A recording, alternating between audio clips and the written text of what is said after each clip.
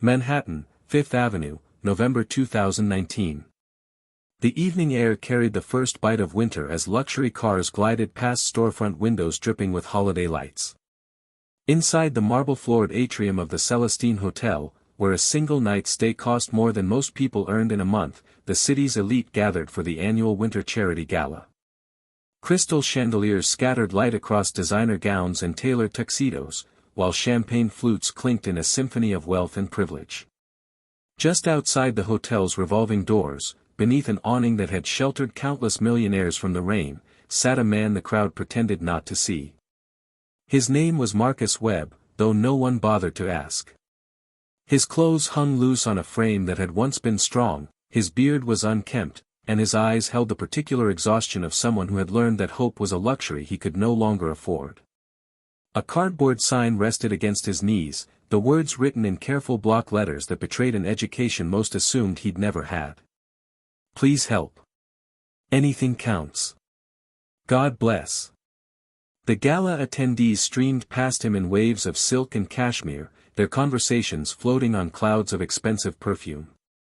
Some dropped coins into his cup without looking, a reflexive gesture that required no acknowledgement of his humanity.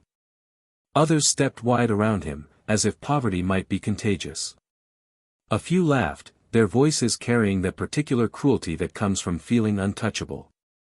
3 young men in expensive suits stood near the hotel entrance, their faces flushed with pre-dinner cocktails and inherited confidence. They had the look of people who had never been told no, whose failures were always someone else's fault, whose successes were always their own. The tallest one, a blond man named Trevor Ashford, pointed at Marcus with his champagne flute. His father owned half the real estate in Midtown, and Trevor had learned early that money could insulate you from consequence. Look at this guy, Trevor said, loud enough to turn heads. Prime real estate right here, and he's wasting it sitting on his ass. His friends laughed, emboldened by his confidence. One of them, a sharp-featured man named Blake, pulled out his phone. Dude, this is perfect. Marcus the Magnificent, everybody. Living his best life. Hey buddy, Trevor called out, stepping closer. You know there are jobs, right? Like actual work? Or is this your career path? Marcus didn't look up. He'd learned that engagement only encouraged them, that the best strategy was to become invisible, to let their words wash over him like rain until they got bored and moved on. But tonight, they weren't moving on. Blake crouched down, his phone camera pointed at Marcus's face. Come on, man. Give us a smile. Tell the people at home what happened. Did you blow all your money on drugs? Gambling? Bad investments? The small crowd that had gathered laughed nervously. Some looked uncomfortable but said nothing, complicity being easier than confrontation. Others pulled out their own phones, documenting the spectacle. In the age of viral videos, cruelty was just content waiting to be monetized. Leave him alone.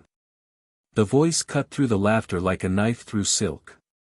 It belonged to a woman who had just stepped out of a black town car, her arrival so smooth that no one had noticed until she spoke.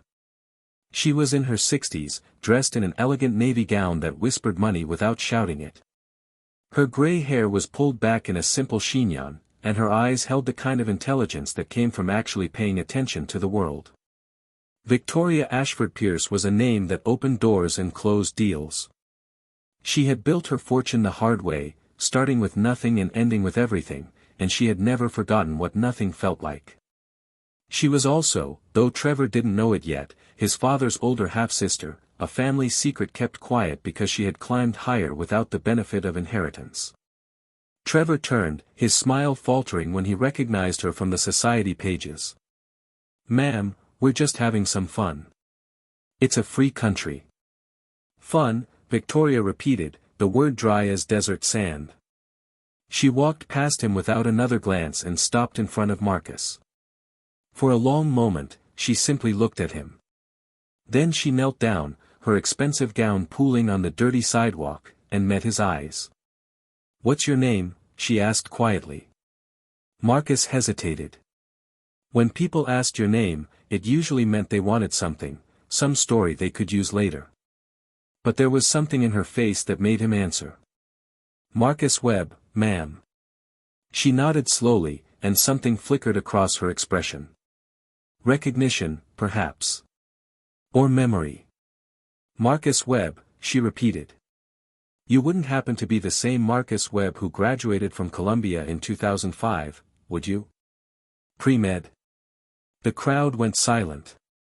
Trevor's phone, still recording, captured the moment Marcus's face transformed from resignation to shock. "How did you know that?" Marcus whispered.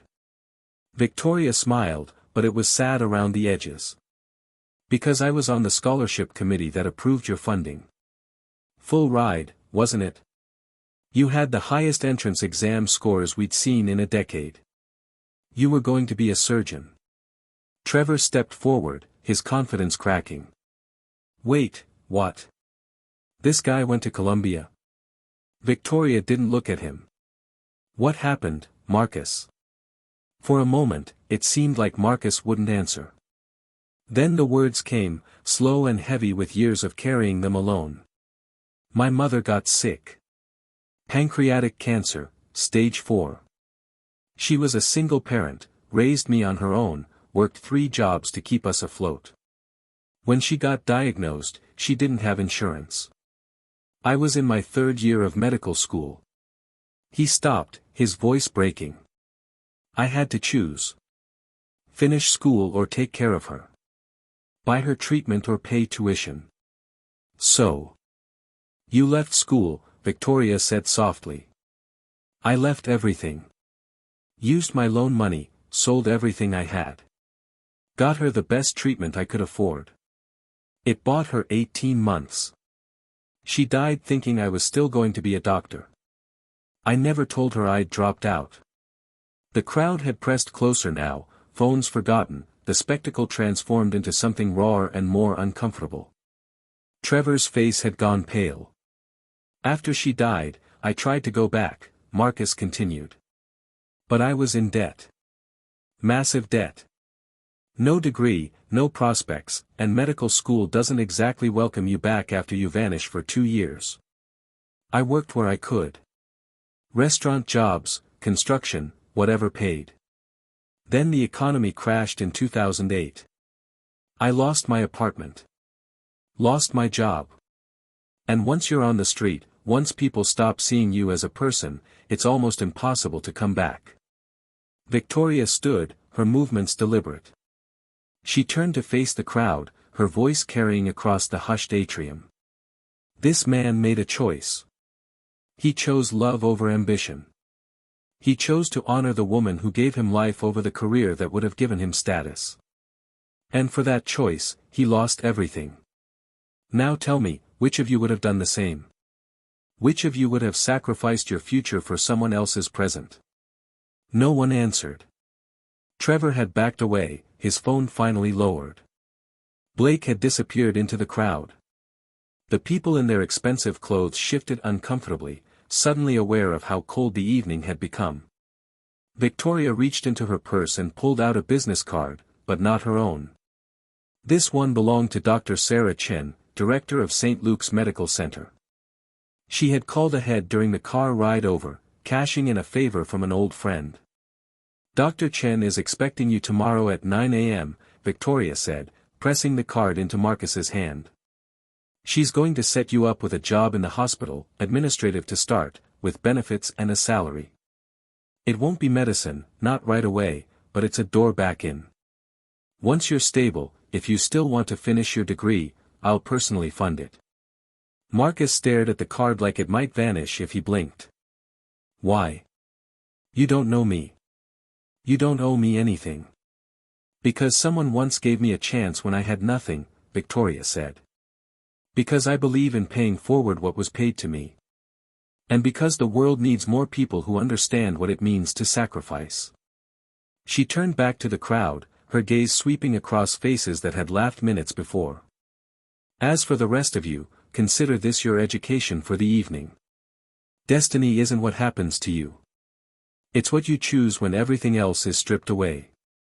This man's destiny wasn't to end up on the street. His destiny was to love his mother more than he loved himself.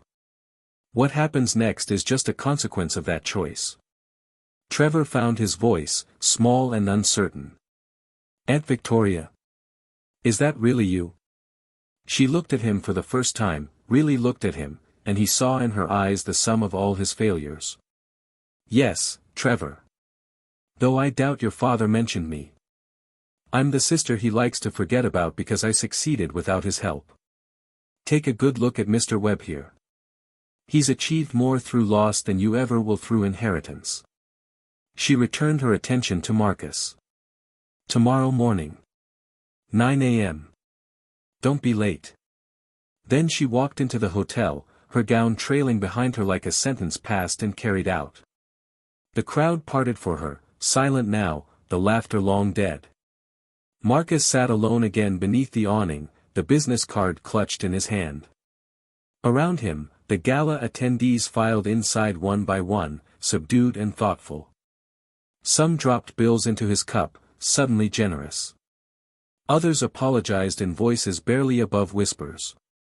Trevor stood frozen, watching his friends abandon him, understanding perhaps for the first time that money couldn't buy back the respect he'd just lost. The next morning arrived cold and bright. Marcus had barely slept, terrified that the card would turn out to be a dream, that Dr. Chen would turn him away, that this was all some elaborate joke the universe was playing. But when he arrived at St. Luke's at 8:30, scrubbed as clean as the shelter's showers allowed, wearing donated clothes that almost fit, Dr. Chen was waiting. She was a small woman with kind eyes and a firm handshake. "Victoria told me about you," she said without preamble. "We're starting you in patient services. You'll help coordinate care, interface between families and medical staff. It's not glamorous, but it's honest work, and it comes with full benefits and housing assistance. Think you can handle it?" Marcus nodded, not trusting his voice. "Good. Because I believe in second chances, Mr. Webb. Or in your case, maybe it's a first chance to show what you can actually do." The job was harder than Marcus expected, but in the best way. He threw himself into it with the focus of someone who understood how rare chances could be. He relearned how to interact with people, how to navigate systems, how to advocate for patients whose voices weren't being heard. He saw himself in their struggles, and it made him fierce. 6 months later, Victoria called him to her office in the Chrysler Building. The view from the 65th floor stretched across Manhattan like a promise. "You've done well," she said, gesturing for him to sit. "Dr. Chen says you're one of her best coordinators. She also mentioned you've been auditing pre-med courses at night. Online classes." Marcus shifted uncomfortably. "I wanted to see if I still had it. If my brain still worked that way." "And does it?" "I think so. I mean, it's been years, but yeah. It's still there." Victoria nodded. "Then it's time. I'm establishing a scholarship fund. The Marcus Webb Fellowship for Non-Traditional Medical Students. It's specifically for people who had to interrupt their education. For family reasons. The first recipient is going to be you. Full tuition, living expenses, everything you need to finish your MD." Marcus couldn't breathe. "I'm 40 years old. So. You'll be 45 when you finish. You were going to be 45 anyway. Might as well be 45 with a medical degree." He laughed, the sound breaking into something that might have been a sob. "I don't know what to say. Say you'll pay it forward. Say that when you're successful, when you're Dr. Marcus Webb and some kid needs help, you'll remember this moment. That's all I ask." Marcus stood, crossed to where she sat, and did something that would have been unthinkable a year ago. He hugged her, this woman who had seen him when no one else would, who had believed in his destiny when he'd forgotten it existed. "I promise," he whispered. Victoria patted his back awkwardly, unused to displays of emotion but not unmoved by them. "Good. Now get out of here. You have classes to register for." The years that followed were brutal. Medical school at 40 was harder than medical school at 22. His body protested the long hours, his mind took longer to absorb information, and he was surrounded by students young enough to be his children. But he had something they didn't. He had perspective. He had gratitude. And he had a bone-deep understanding of why medicine mattered, because he'd seen what happened when it was out of reach. He specialized in oncology, unable to forget his mother's struggle. His bedside manner became legendary. Patients said he listened differently, saw them differently, understood the fear in a way that textbooks couldn't teach. He remembered what it felt like to be invisible, and he made sure no one in his care ever felt that way. In 2025, Dr. Marcus Webb opened a clinic in East Harlem, funded partially by Victoria's Foundation and partially by his own savings. It offered sliding-scale fees, accepted all insurance, and turned no one away. Above the door, a plaque read, "In memory of Grace Webb, who taught me that love is the bravest choice." The opening day brought a crowd. Patients who had been waiting for affordable care. Medical students eager to learn from the doctor whose story had become something of a legend. And in the back, mostly unnoticed, Victoria Ashford Pierce, watching the culmination of a destiny that had seemed impossible 6 years earlier. After the speeches and the ribbon cutting, after the last patient had been seen and the staff had gone home, Marcus found Victoria standing in the empty waiting room, looking at the framed photos on the wall. His mother. His medical school graduation. The night they met outside the Celestine Hotel. "You kept that?" she asked, pointing to the last photo. Someone had captured the moment from their phone, and it had gone viral back in 2019. Victoria kneeling on the sidewalk, Marcus's face transformed by the shock of being seen. It had been titled "The Moment That Changed Everything," and it had sparked a national conversation about homelessness, mental health, and how easily anyone could fall through society's cracks. "I needed to remember," Marcus said. "That rock bottom isn't the end of your story. It's just a chapter." Victoria smiled. "You know, I went back to that hotel last year. There's a new policy now. Anyone found harassing homeless individuals outside the premises is permanently banned." Trevor Ashford was the first name on the list. What happened to him? His father finally cut him off after the video went viral. "Last I heard, he's working retail. Learning what it means to earn a living." She paused. "I like to think it's good for him." "You believe in redemption?" "I believe in growth. Whether he takes the opportunity is up to him." They stood in comfortable silence, two people whose destinies had intersected on a cold November night and changed trajectory because of it. "Can I ask you something?" Marcus said. "That night, before you helped me, you'd just come from somewhere. You weren't even planning to attend that gala, were you?" Victoria laughed softly. "No. I was coming from the hospital, actually. I'd just been diagnosed with early-stage breast cancer. I was thinking about my own mortality, about what I'd leave behind, whether I'd made any difference at all. Then I saw those boys laughing at you, and I got angry. Angry at the waste of it all. The waste of potential, the waste of compassion, the waste of time we spend pretending we're different from people like you. Are you okay? The cancer. Clear for 3 years now. Turns out I'm too stubborn to die." She turned to face him fully. "But that night made me think about legacy differently. Money is just money.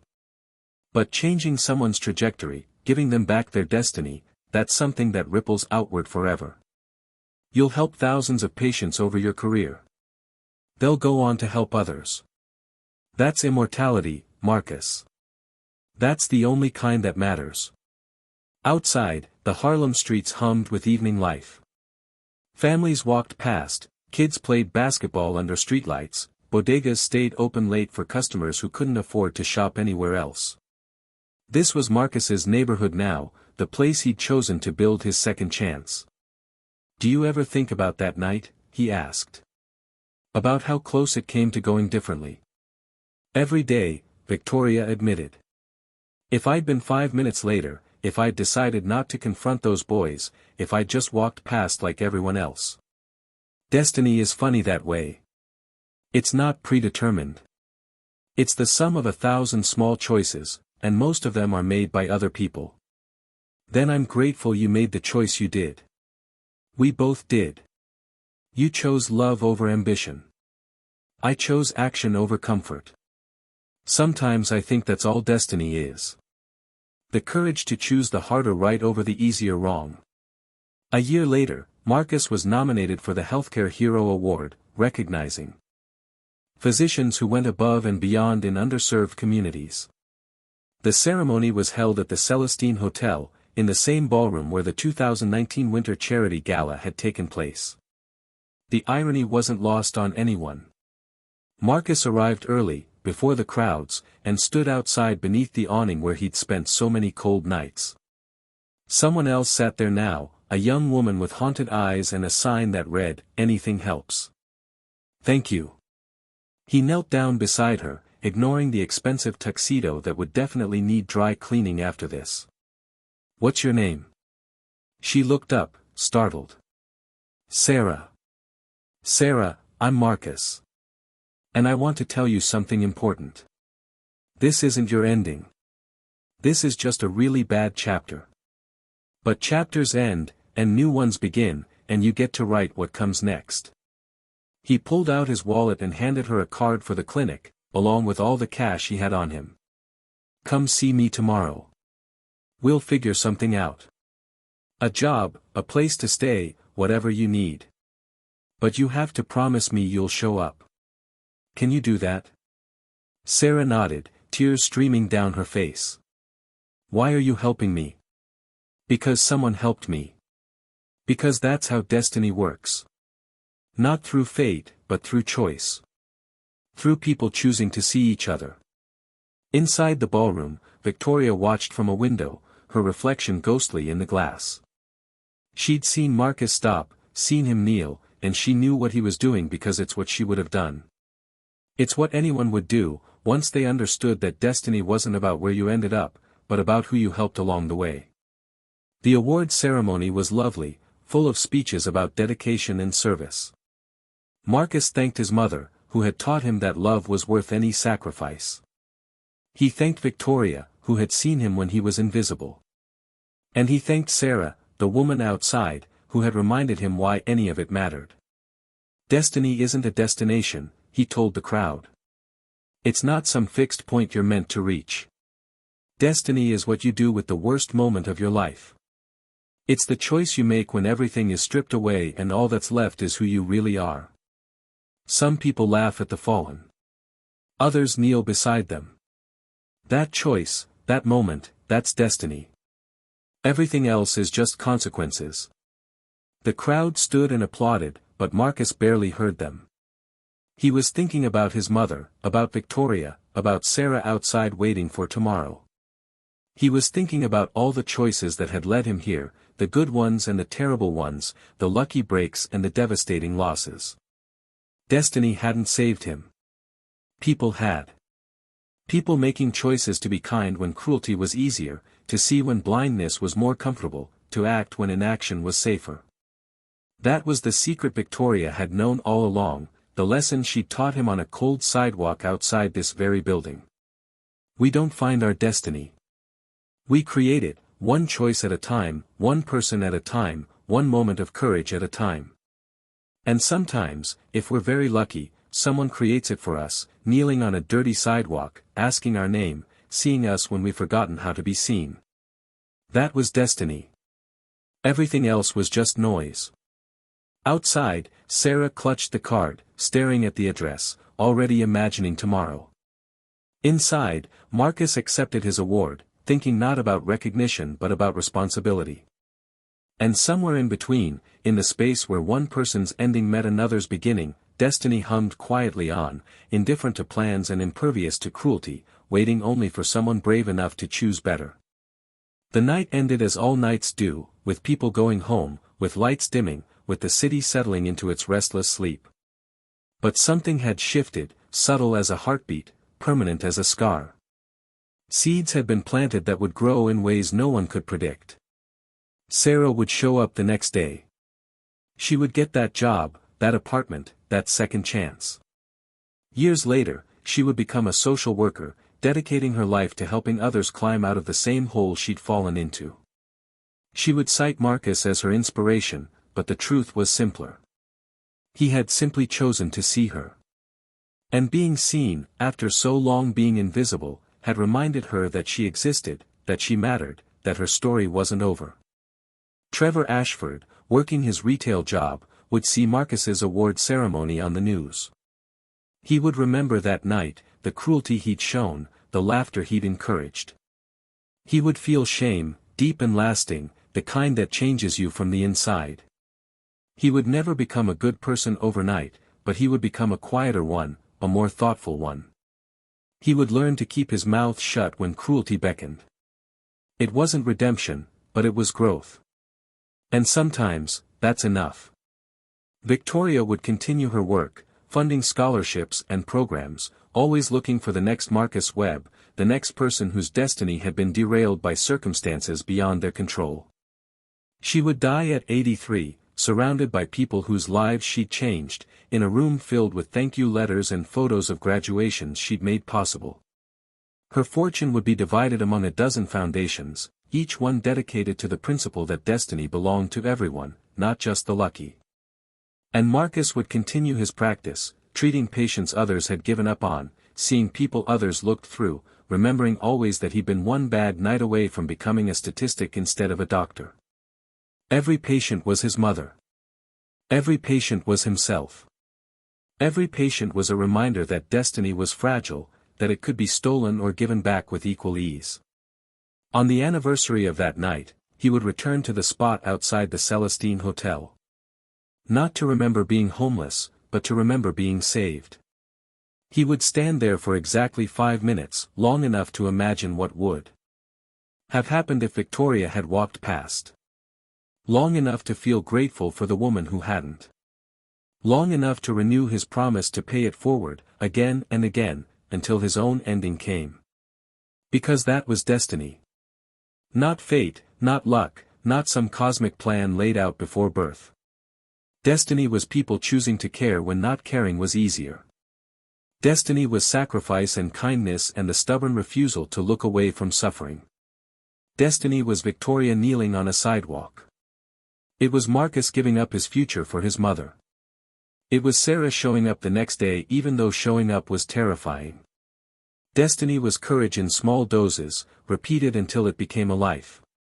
And in a city of 8 million people, each carrying their own burdens, their own losses, their own moments of potential transformation, destiny moved like wind through buildings, invisible but everywhere, waiting for someone to make the choice that would change everything. The choice to see. The choice to care. The choice to kneel down beside someone the world had forgotten and ask their name. That was destiny. Everything else was just the world turning, indifferent and inevitable, while people decided who they wanted to be. Marcus Webb had decided.